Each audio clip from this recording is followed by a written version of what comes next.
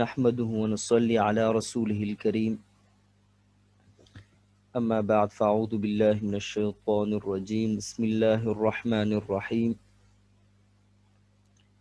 سبحانك لا علم لنا إلا ما علمتنا إنك أنت العليم الحكيم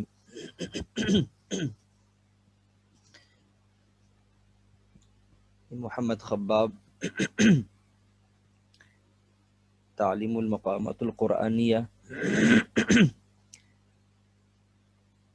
کے سلسلے کے درس نمبر 22 کے ساتھ حاضر خدمت ہوں۔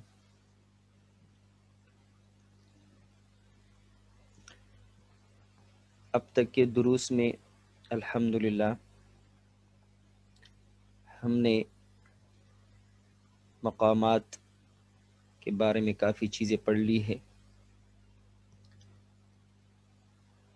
جس میں کچھ چیزیں علم المقامات کے حوالے سے معلومات تھیں،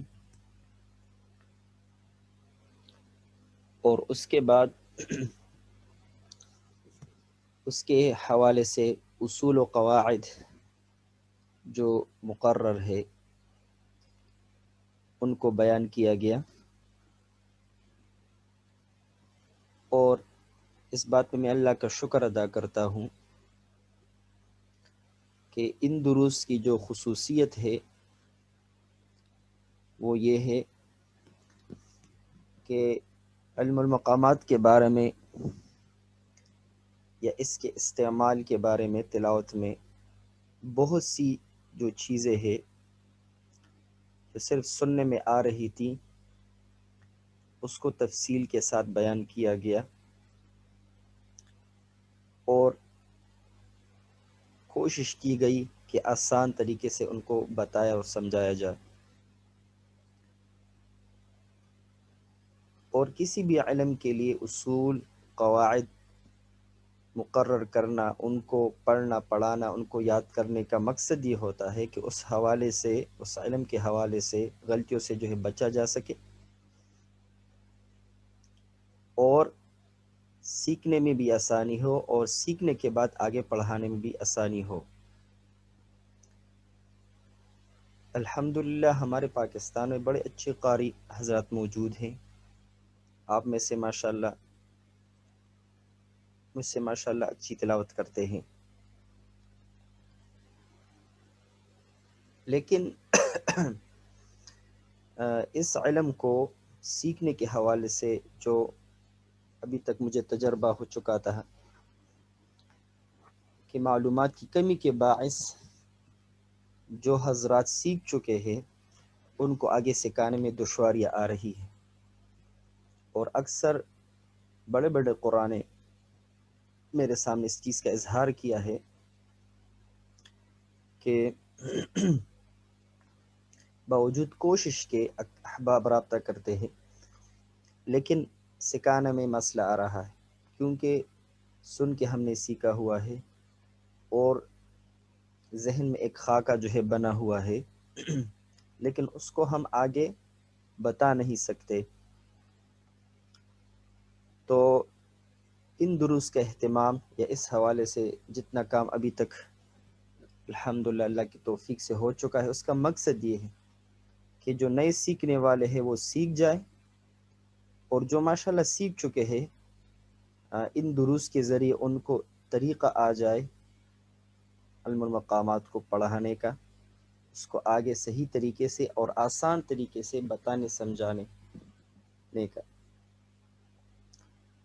تو بہرحال اپنی اس کوشش میں کتنے جو ہے میں کامیاب ہو چکا ہوں یہ تو انشاءاللہ آپ لوگوں کی جو آراء ہوں گی اس سے پتہ چلے گا، لیکن بہرحال ایک کوشش ہے، اور اللہ سے دعا ہے کہ اللہ اس کو نافع بنائے، اور قرآن فہمی کے حوالے سے، قرآن کی تلاوت کی خوبصورتی کے حوالے سے اس کو ایک معاون جو ہے بنائے۔ آج کا ہمارا درس نمبر 22 مقام الصبا اور اس کے فروعات کے بارے میں ہے۔ اب تک الحمدللہ ہم نے بیات، رست، سیکا، نہاوند، حجاز اور کرد کے فروعات الحمدللہ ہم پڑھ چکے ہیں، اور اس کے بعد صرف مقام عجم کے فروعات رہتے ہیں۔ اللہ سے دعا ہے کہ بخیر و عافیت اس کو بھی مکمل فرمائے۔ اس کے بعد انشاءاللہ جو تلاوت کا ایک ڈھانچہ ہوتا ہے تو اس پہ انشاءاللہ تفصیل سے بات کریں گے، اور وہ بھی کافی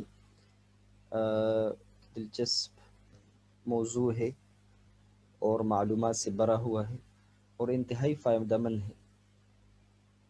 تو جو احباب اب تک شریک ہوئے ہیں کوشش کرے کہ لازمی طور پر شریک ہونے کی کوشش کرے، کیونکہ ایک موقع ہے، آگے کا کوئی پتہ نہیں کہ ہمیں موقع ملتا ہے کہ نہیں ملتا۔ تو بہرحال اللہ سے دعا تو یہی ہوگی کہ اس سلسلے کو جاری رکھا جائے۔ بہرحال مقام الصبا کا تعارف مختصر طور پر ہو چکا ہے کہ حزین مقامات میں سے ہیں، اور حزن والی قیامت والی آیات میں اس کی تلاوت جو کی جاتی ہے۔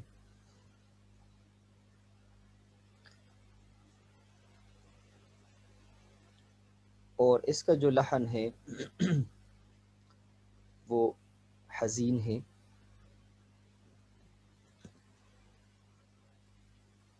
سب سے پہلے نمبر پر ہم انشاءاللہ باقی مقامات کی طرح صبا اصلی، جو صبا کا اصل نغم ہے، اس کو ذکر کریں گے، جو درجے رے سے شروع ہوتا ہے، اس کو درجے دو کاہ بھی کہتے ہیں، اور اس کو صبا اصلی یا صبا دو کاہ بھی کہا جاتا ہے۔ اس کا جو لحن ہے وہ کچھ اس طرح ہے: رے می فا سول، سول فا می رے، آ آ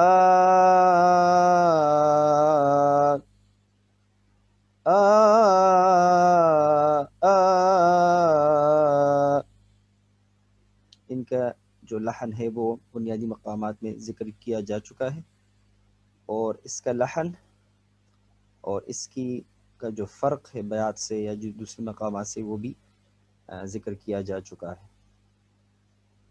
تو یہ اس کا اصل جو نغم ہے اور لحن ہے۔ دوسرے نمبر پہ ہے صبا نوا، جو درجے صول، جس کو درجہ نوا بھی کہتے ہیں، وہاں سے شروع ہوتا ہے، اور جو صبا کا جو لحن ہے پہلی جنس جو ہے رے می فا سول، اور دوسرا جو ہے سول لا سی دو اور پھر رے، تو اس کا جو لحن ہے وہ شروع یہاں سے ہوتا ہے اور واپس جو ہے بنیادی مقام کی طرف جو ہے وہ آیا جاتا ہے۔ تو درجے سول نوا سے شروع ہوتا ہے بقیہ مقامات کی طرح، کہ درجے سے شروع ہونے کی وجہ سے اس کو یہ نام دیا جاتا ہے۔ تو مقام صبا کا جو دوسرا جنس جو ہے وہ یہاں سے شروع ہوتا ہے۔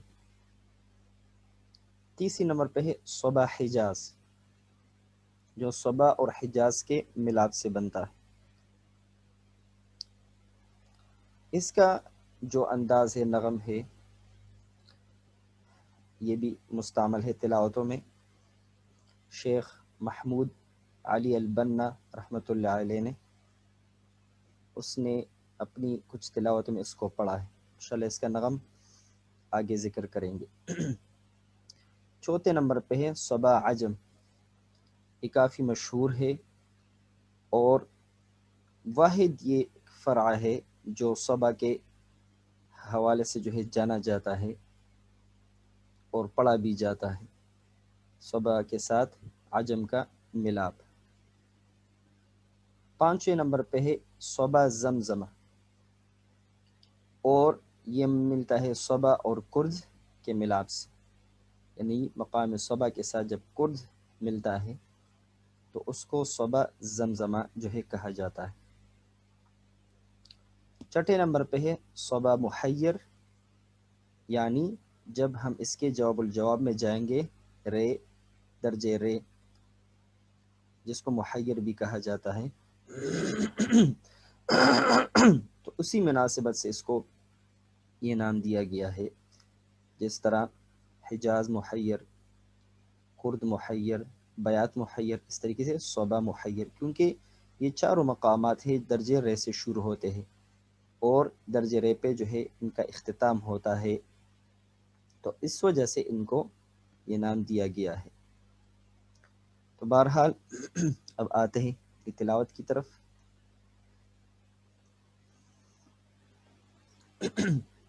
پہلے نمبر پہ ہے صبا اصلی۔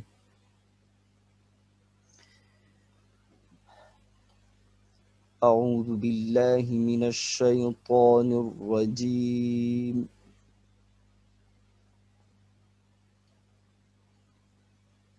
بسم اللہ الرحمن الرحیم،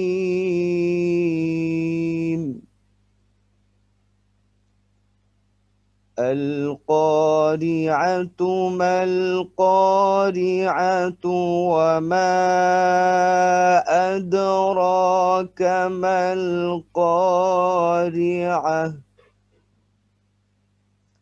القارعة ما القارعة وما أدراك ما القارعة۔ اس انداز کو عموماً جو ہے لوگ اس کو صبا قرار کہتے ہیں،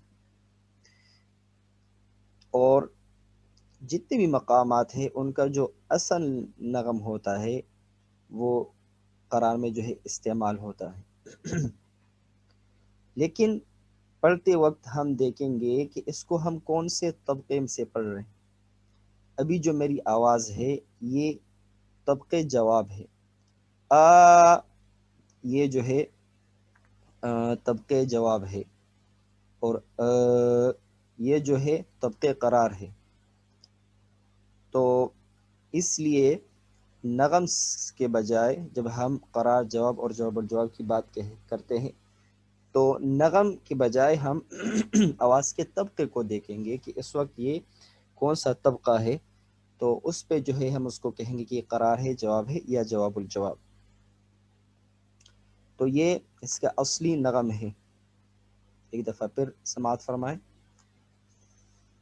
القارعة ما القارعة وما أدراك ما القارعة، صبا نوا۔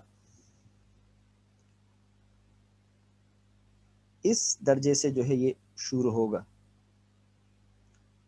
سول آ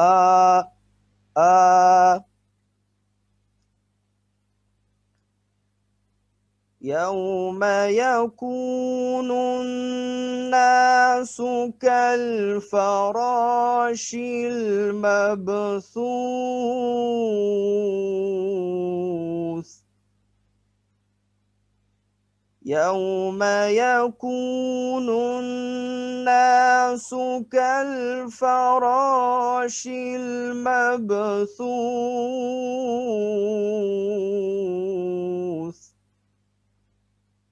یعنی اس یہاں سے جو ہے یہ شروع ہوگا، مثلا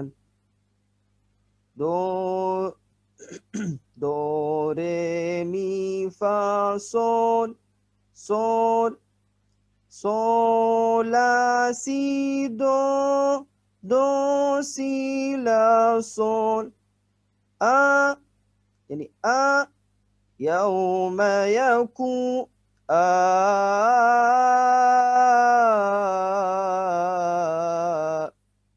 جس طرح ہم بیات پڑھتے تھے، بیات نوا یا رست نوا، اس طریقے سے اس درجے سے ہم پڑھتے تھے، تو اس کا نغم جو ہے کچھ اس طرح ہوگا یوم یکون الناس کالفراش المبثوث. اب جو صبع اصلی ہے، اس کا ان دونوں کا جو فرق ہے وہ آپ ملاحظہ فرمائیں، انشاءاللہ پھر واضح ہو جائے گا. صبع اصلی اس طرح جو ہے اس کا نغم ہوتا ہے، اس کے لیول کو دیکھیں اور انداز کو دیکھیں. یوم یکون الناس کالفراش المبثوث.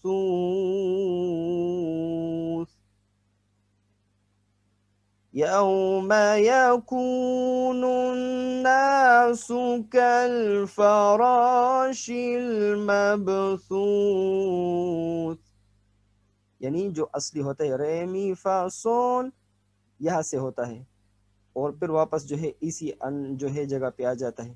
یوم یکون الناس کالفراش المبثوث،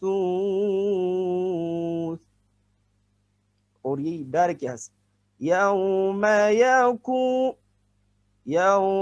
یکون الناس کالفراش المبثوث،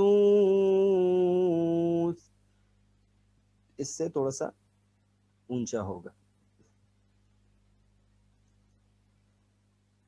صبع حجاز اس میں بھی جس طرح باقی مقامات میں ہم نے ذکر کیا تھا کہ جب بنیادی مقام کے ساتھ کوئی اور مقام فرعی اعتبار سے جو ہے ملتا ہے، تو وہ جو دوسرا فرعی مقام ہوتا ہے وہ اونچا پڑا جاتا ہے، اور واپسی جو ہے بنیادی مقام کی طرف ہوتی ہے. حجاز کا جو انداز ہے وہ کچھ اس طرح ہے.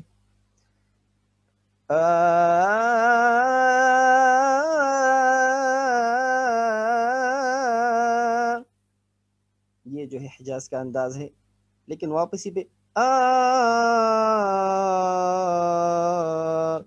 واپس صبح کی طرف.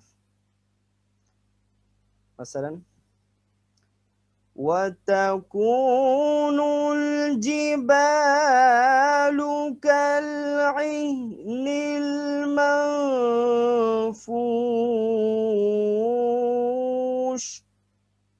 واپسی صبح کی طرح. وَتَكُونُ الْجِبَالُ كَالْعِهْنِ الْمَنفُوشِ.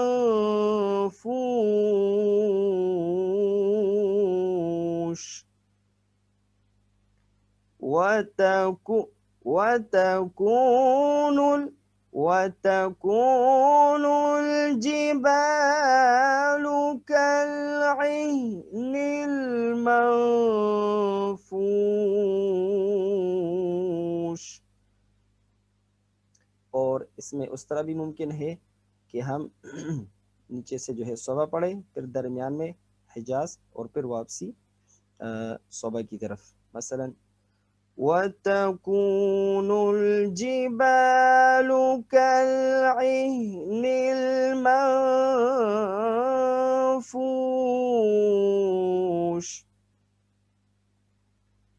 وَتَكُونُ الْجِبَالُ كَالْعِهْنِ الْمَنفُوشِ.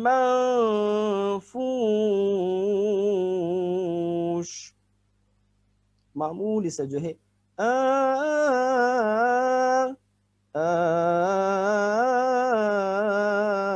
یہ حجاز کا جو ہے نغم ہے. وَتَكُونُ الْجِبَالُ كَالْعِهْنِ الْمَنفُوشِ.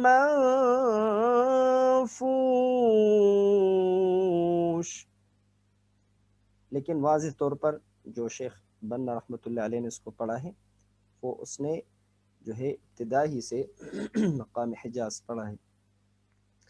وَتَكُونُ الْجِبَالُ كَالْعِهْنِ الْمَنفُوشِ.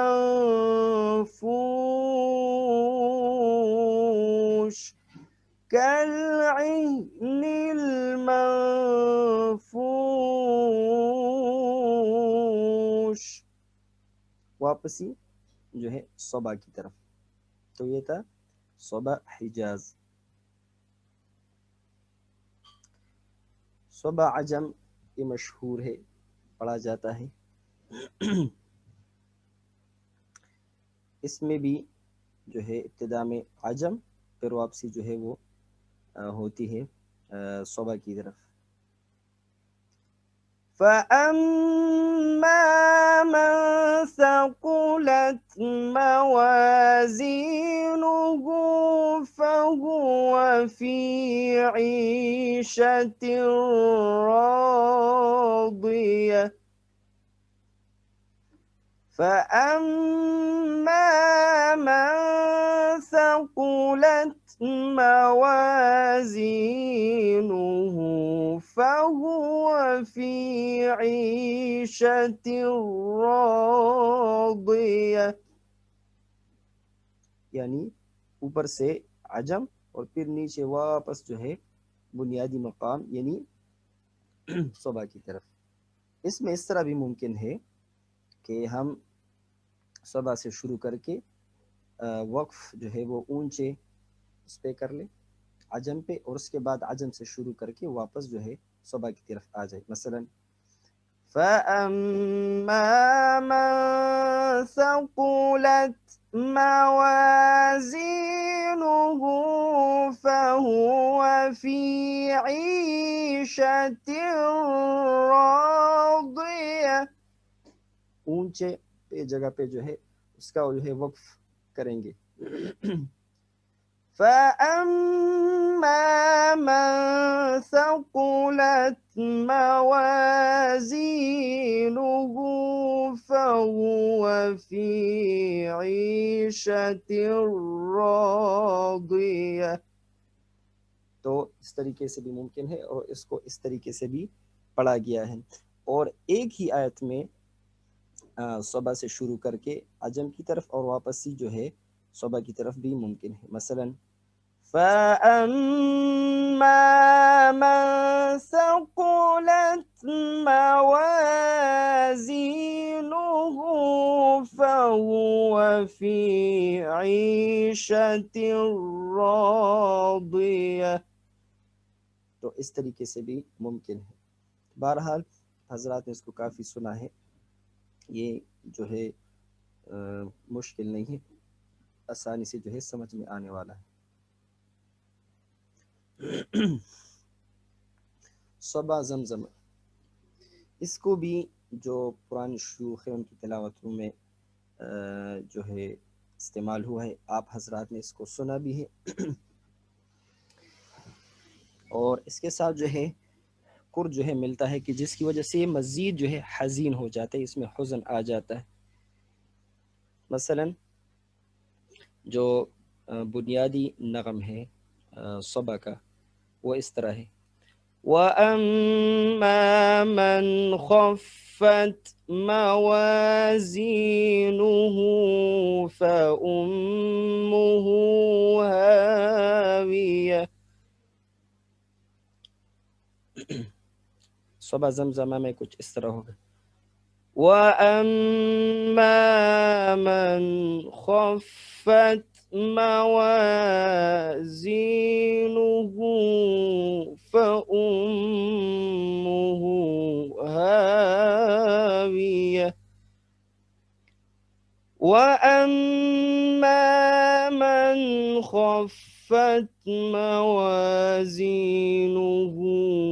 فأمه هاوية، یعنی جو کرد کا نغم ہے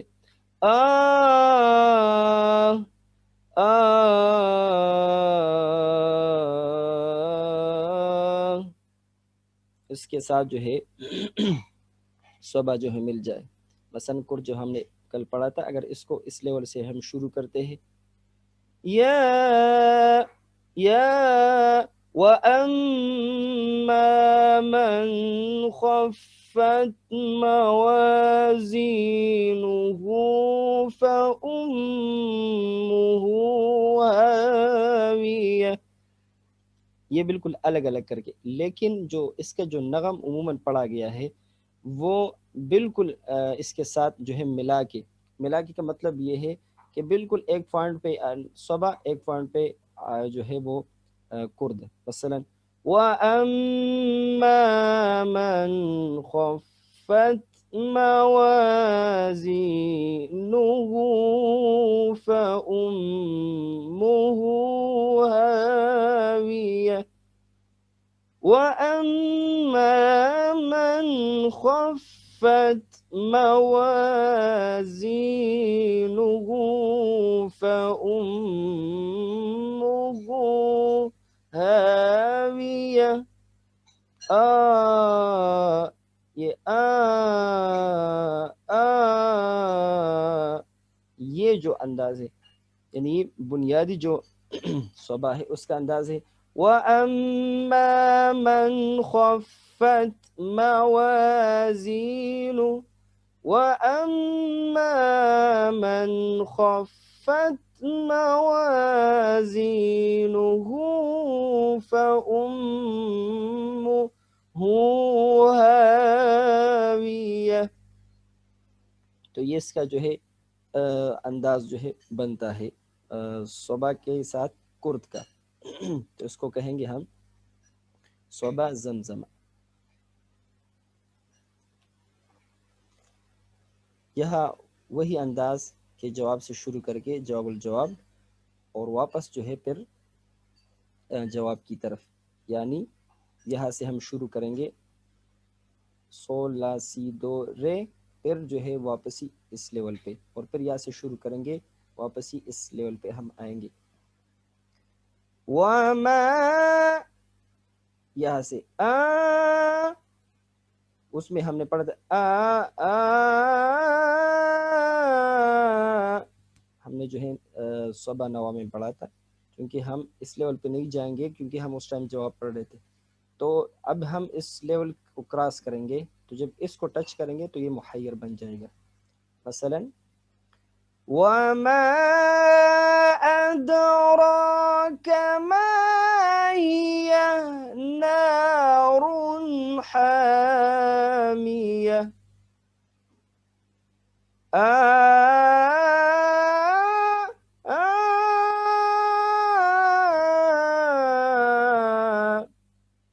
یہ جو لیول ہے اس کو ہم ٹچ کرنے کی وجہ سے جواب الجواب بھی بڑھ جاتا ہے، اور اس نغمے کو پڑھنے کی وجہ سے یہ محیر جو ہے بن جاتا ہے.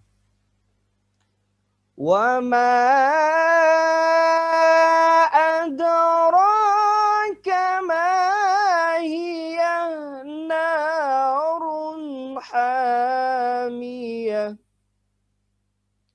اب ڈائریکٹ وَمَا أَدْرَاكَ مَا هِيَ نَارٌ حَامِيَةٌ وَمَا أَدْرَاكَ مَا هِيَ نَارٌ حَامِيَةٌ. واپس جو ہے اس لیول پہ آئیں گے.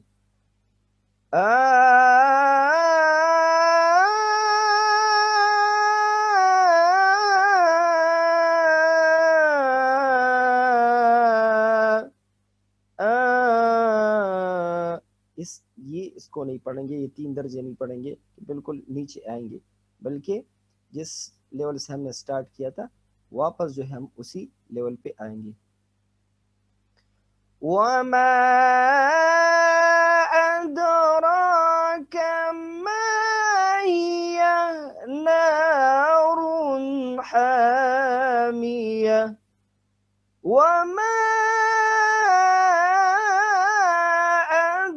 أَدْرَاكَ مَا هِيَ نَارٌ حَامِيَةٌ. تدریجاً جواب الجواب اور پھر ڈائریکٹ جواب الجواب.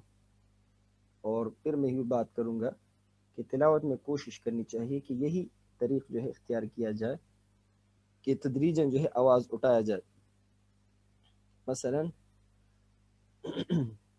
یہاں سے اگر ہم شروع کرتے ہیں